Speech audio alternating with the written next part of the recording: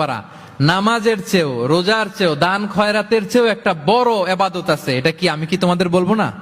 সাহাবারা তো অবাক, নামাজের চেয়েও বড় ইবাদত, রোজার চেয়েও বড়, দানের চেয়েও বড়।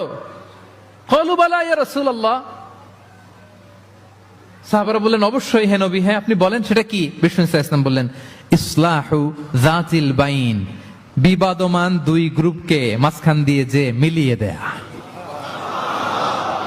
নামাজের চেয়েও বড়, রোজার চেয়েও, সাদাকার চেয়েও বড়, মিলায় দেওয়া। আমরা মনে করি সেজদা দিতে দিতে কপালে দাগ ফেলে দিছি, এটাই তো বড় ইবাদত। এটা তো নিঃসন্দেহে বড় ইবাদত।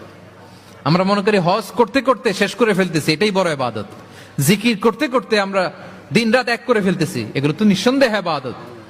কিন্তু দুই ভাই বিবাদমান দুই গ্রুপের মধ্যে আপনি যদি মিলিয়ে দেন, এগুলো নফল রোজা, নফল দান, নফল সালাতের চেয়ে বেশি সওয়াবের কাজ। পড়েন সুবহানাল্লাহ।